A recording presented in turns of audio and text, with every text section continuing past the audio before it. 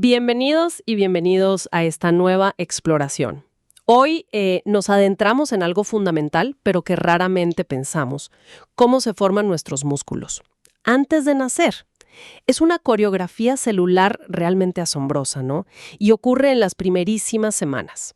Nuestra guía es un texto clásico de embriología, el capítulo 11 de Langman. El objetivo es entender de dónde viene cada tipo de músculo, los que movemos a voluntad, los de nuestros órganos y el del corazón, y cómo se organizan desde cero.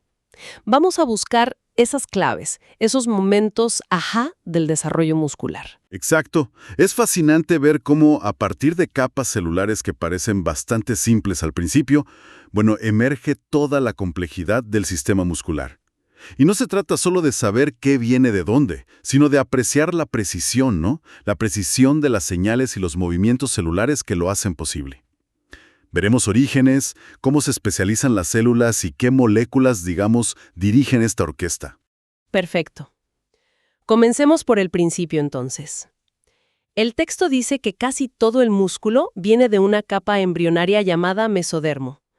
Es como la gran cantera de materia prima muscular. En gran medida sí. El mesodermo, esa capa intermedia del embrión temprano, es la fuente principal.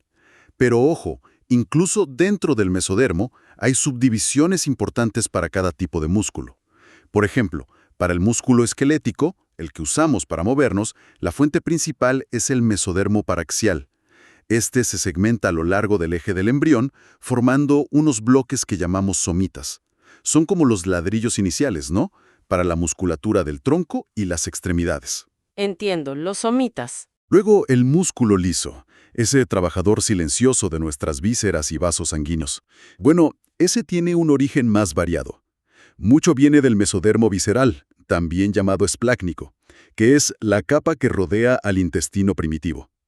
Pero el músculo liso de muchos vasos sanguíneos también recibe contribuciones del mesodermo local, e incluso de células de la cresta neural. Y aquí una curiosidad: los pequeños músculos dentro del ojo que controlan la pupila, y los asociados a glándulas como las mamarias, esos no vienen del mesodermo. Ah, no. ¿De dónde entonces? Vienen del ectodermo. Vaya, una excepción interesante. Ya rompe la regla general. ¿Y el corazón? ¿De dónde sale el músculo cardíaco? El músculo cardíaco tiene su origen dedicado, una porción específica del mesodermo visceral que envuelve el tubo cardíaco en formación. Así que, aunque todo es mayormente mesodermo, la localización y el tipo específico importan. Y mucho, desde el principio. De acuerdo, me queda claro.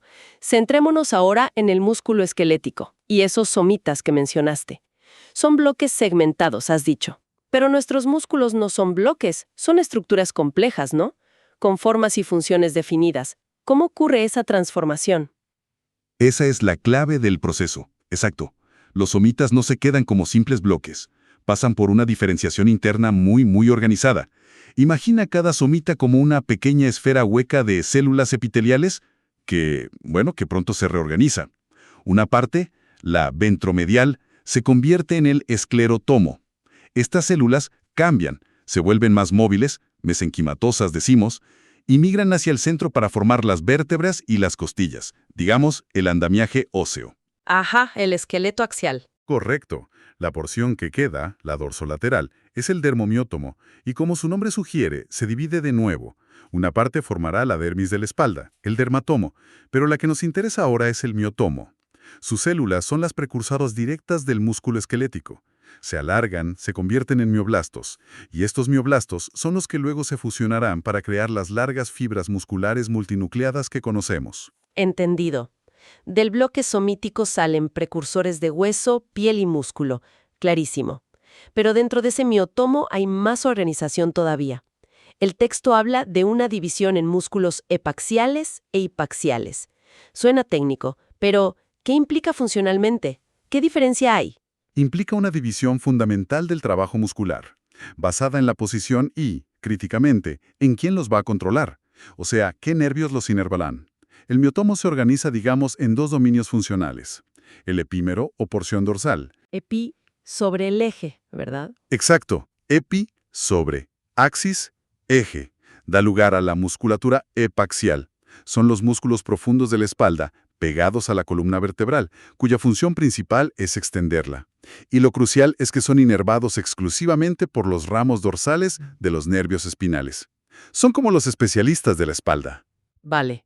¿Y el otro? El hipómero, o porción ventral, origina la musculatura hipaxial. Hipo es debajo. Este grupo es mucho más grande y diverso. Incluye los músculos de las paredes laterales y ventrales del cuerpo, piensa en los abdominales, los intercostales y, muy importante, todos los músculos de las extremidades, brazos y piernas. ¿Todos los de las extremidades? Todos. Y estos son inervados por los ramos ventrales de los nervios espinales. O sea que una división temprana en el miotomo ya predice si un músculo será extensor profundo de la espalda o, no sé, un músculo del brazo, basándose en su posición y su futura conexión nerviosa. Interesante. Pero luego el texto introduce otra capa de complejidad, los dominios primaxial y abaxial. A ver, no es lo mismo que epaxial y texial, porque suenan parecido. ¿Por qué esta otra distinción?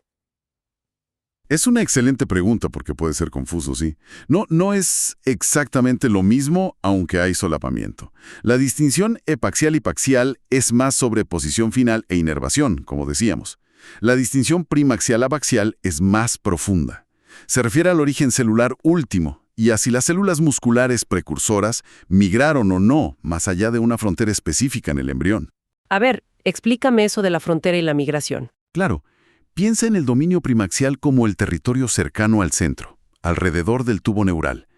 Los músculos que se desarrollan aquí están hechos exclusivamente de células derivadas de los somitas. Incluye los músculos epaxiales de la espalda, que ya vimos, y algunos músculos hipaxiales que se quedan cerca del eje, como los intercostales. Son pura sangre somíticos, por así decirlo. Puros del somita. Vale. Ahora, el dominio abaxial. Ab significa lejos de. Este es un territorio más mixto. Se forma por células somíticas que migraron lejos del somita original. Cruzaron una línea imaginaria llamada frontera somítica lateral. Y al migrar, se mezclaron con células de otra capa mesodérmica, la capa parietal del mesodermo de la placa lateral. Ah, Es como si los constructores, células somíticas, se mudaran a un nuevo barrio, placa lateral, y construyeran usando también materiales locales. ¿Entiendes? entiendo la analogía. Este dominio abaxial incluye los músculos de la pared abdominal ventral, recto, oblicuos y, crucialmente, todos los músculos de las extremidades. Ajá. Ahí está la clave. Los músculos de nuestros brazos y piernas, que son hipaxiales por posición e inervación ventral, en realidad tienen un origen celular mixto abaxial. No son puramente somíticos. Esa migración y mezcla es fundamental para formar las extremidades. Me pregunto qué dirige todo este tráfico celular tan preciso. Esas migraciones, esas decisiones de ser epaxial, hipaxial, primaxial o abaxial, deben existir señales químicas, ¿no? Como semáforos y GPS celulares. Absolutamente. Es una sinfonía de señales moleculares. No es para nada un proceso al azar. Estructuras embrionarias clave actúan como centros de señalización. Por ejemplo, la notocorda. Esa varilla central primitiva y la parte ventral del tubo neural secretan una molécula llamada Sonic Hedgehog, SHH. Seguro que te suena. Sí, SHH es famosa. Y por otro lado, el ectodermo superficial y la parte dorsal del tubo neural producen proteínas WNT.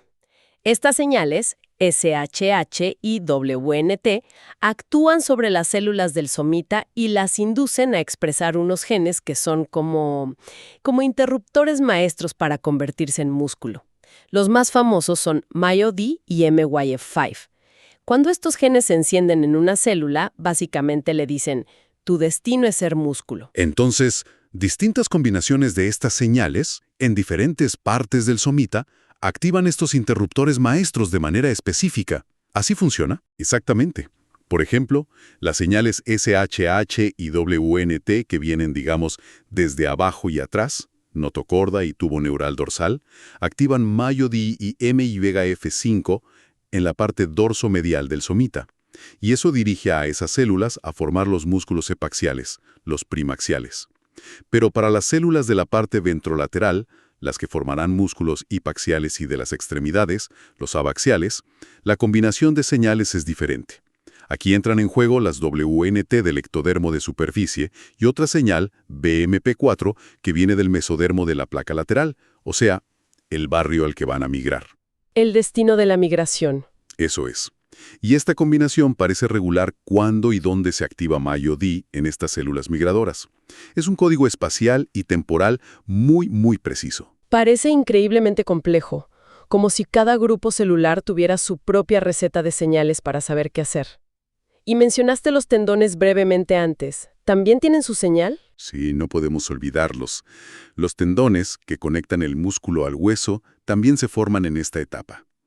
Derivan de células del esclerotomo, la parte del somita que forma hueso, que están justo al lado de los miotomos.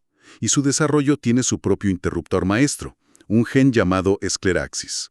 Músculo y tendón se desarrollan coordinadamente, claro. Es una coordinación asombrosa. Ahora, ¿qué pasa en zonas especialmente complejas como la cabeza y las extremidades? ¿Siguen estas reglas generales de somitas y dominios o tienen sus propias particularidades? Tienen particularidades importantes, sí.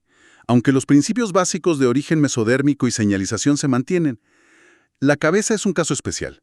Su musculatura no proviene de somitas típicos como los del tronco, sino de segmentos mesodérmicos paraxiales menos definidos llamados somitómeros y de los primeros somitas occipitales. Además, hay una contribución crucial de las células de la cresta neural, que no son mesodérmicas sino neuroectodérmicas, y estas forman el tejido conectivo que guía el patrón muscular. El desarrollo aquí está muy ligado a los arcos faringios, esas estructuras embrionarias en el cuello. Cada arco tiene su paquete muscular y su nervio craneal asociado. Ah, ¿como los músculos de masticar con el trigémino? Exacto. Músculos de masticar, arco 1, nervio trigémino B. Músculos de la expresión facial, arco 2, nervio facial 7, etc. Es un sistema modular. Muy ordenado. ¿Y las extremidades? Ya mencionamos que son del dominio abaxial. ¿Cómo se forman patrones tan específicos como un bíceps o un cuádriceps a partir de células que simplemente migraron allí? Aquí viene uno de los puntos más fascinantes, que ya adelantamos un poco. Las células precursoras musculares migran desde los somitas de niveles específicos, cervical para el brazo, lumbosacro para la pierna, hacia las yemas de las extremidades, que son como pequeños brotes. Vale. Estas células llegan ya sabiendo que son músculo. Gracias a MyoD, MYF5 ya tienen esa identidad. Pero, y esto es lo sorprendente, el patrón de cómo se organizan, dónde se forma el bíceps, dónde el tríceps, no lo determinan ellas mismas. Ah, ¿no? Entonces, ¿quién? Lo determina el tejido conectivo local dentro de la yema de la extremidad. Y ese tejido conectivo deriva del mesodermo de la placa lateral, no de los somitas. Increíble. O sea que las células musculares son los ladrillos especializados, pero las instrucciones de construcción, los planos arquitectónicos para cada músculo específico, están ya presentes en el sitio de construcción, en la extremidad, y son proporcionados por un material de origen distinto, el tejido conectivo de la placa lateral. Precisamente, es una colaboración entre linajes celulares diferentes para crear una estructura compleja. Esa interacción entre las células musculares migrantes, somíticas, y el tejido conectivo local, de la placa lateral, es fundamental. Fascinante esa colaboración. Bien, hemos profundizado bastante en el músculo esquelético. Cambiemos de tercio un momento.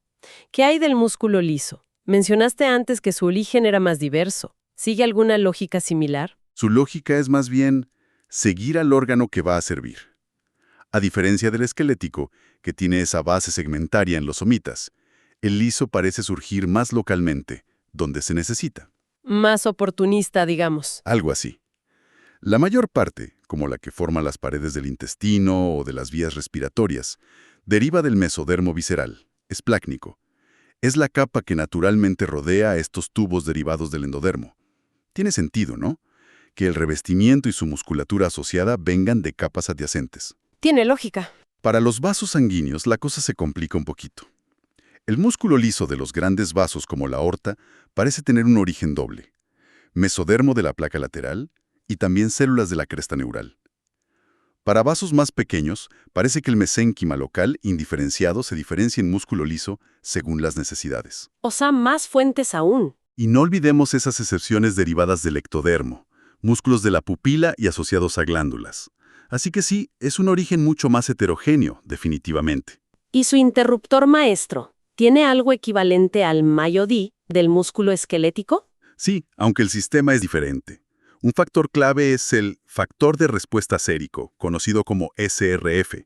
Este factor activa los genes necesarios para que una célula se convierta en músculo liso. Pero el SRF a menudo necesita socios o coactivadores para funcionar bien. Uno muy importante en este contexto es la miocardina. Es una proteína que potencia la acción del SRF y es crucial para la diferenciación del músculo liso, tanto vascular como visceral. Entendido. SRF y miocardina para el liso. ¿Y el corazón? Ya sabemos que viene del mesodermo visceral, pero su estructura y función son únicas. ¿Cómo se refleja eso en su desarrollo? El músculo cardíaco, o miocardio, se forma a partir de ese manto de mesodermo visceral alrededor del tubo cardíaco primitivo. Los mioblastos cardíacos empiezan a producir proteínas contráctiles, pero aquí hay una diferencia fundamental con el músculo esquelético. ¿Cuál? No se fusionan. Ah, permanecen como células individuales. Correcto. Siguen siendo células individuales, mononucleadas, pero se conectan muy estrechamente entre sí a través de uniones especializadas. Estas uniones, más tarde, se convertirán en los discos intercalares. Los discos intercalares, claro. Y estas uniones son vitales porque permiten que el corazón se contraiga de forma coordinada, como si fuera una sola unidad funcional, lo que llamamos un sinsitio funcional. Entiendo. Y otra característica única es el desarrollo de un sistema de conducción especializado dentro del propio músculo. Algunas células cardíacas se diferencian de forma distinta. Tienen menos fibras contráctiles, un mayor diámetro, y forman las fibras de Purkinje. Las que transmiten el impulso eléctrico. Exacto, son las autopistas que conducen el impulso eléctrico rápidamente por todo el corazón, asegurando una contracción eficiente y coordinada. Es decir, el propio músculo cardíaco genera su red de cableado interno durante el desarrollo. Realmente fascinante. Para anclar todo esto en la realidad, el texto menciona una condición clínica, la secuencia de Poland. ¿Qué nos enseña sobre estos procesos que hemos estado discutiendo? La secuencia de Poland es un ejemplo muy claro, sí. Muestra cómo un fallo en esta coreografía del desarrollo puede tener consecuencias visibles. Es una condición donde falta, total o parcialmente, el músculo pectoral mayor. El del pecho. El del pecho, exacto, y a veces también falta el pectoral menor, en un lado del cuerpo. Ocasionalmente, se acompaña de anomalías en la mano del mismo lado, como dedos fusionados o cortos, lo que se llama sindactilia. ¿Y cómo se relaciona con lo que hemos discutido? ¿Con los dominios, la migración?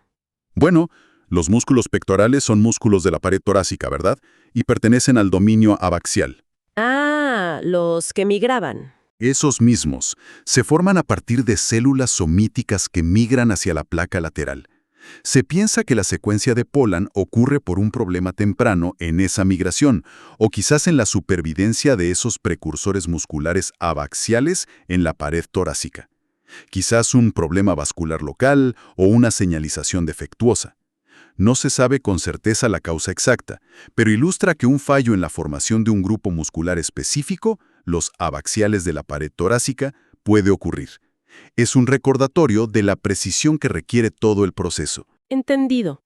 Un fallo en el guión del desarrollo, digamos. Entonces, recapitulando un poco. Hemos viajado desde las capas germinales, siguiendo señales moleculares como SHH y WNT.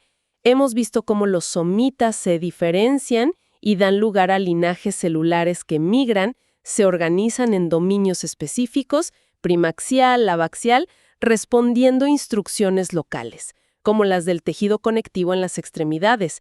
Y todo esto para finalmente construir los 3 tipos de músculo, esquelético, liso y cardíaco. Es, en resumen, la historia de cómo se ensambla nuestro sistema motor y visceral. Y lo que realmente sobrecoge, creo yo, es la precisión subyacente, la temporización exacta de las señales, la dirección de las migraciones celulares, la interacción entre distintos tipos de tejido. Es una maquinaria de autoensamblaje increíblemente sofisticada. Comprender estos mecanismos no solo es fundamental para la biología del desarrollo, sino que nos da pistas sobre cómo podrían abordarse problemas de regeneración muscular o malformaciones congénitas en el futuro. Exacto. Y eso nos deja con una reflexión final para nuestra audiencia. Hemos visto esta danza celular tan intrincada, ¿verdad? Dirigida por señales químicas precisas y colaboración entre tejidos de distinto origen. Si llegamos a comprender profundamente esta receta natural para construir músculo desde cero, podremos algún día usar ese conocimiento para guiar a nuestras propias células, quizás células madre, para reparar tejido muscular dañada por lesiones, enfermedades o simplemente el paso del tiempo, y hacerlo de una forma realmente funcional y duradera. Es una frontera emocionante que se abre al entender estos fundamentos del desarrollo, ¿no crees?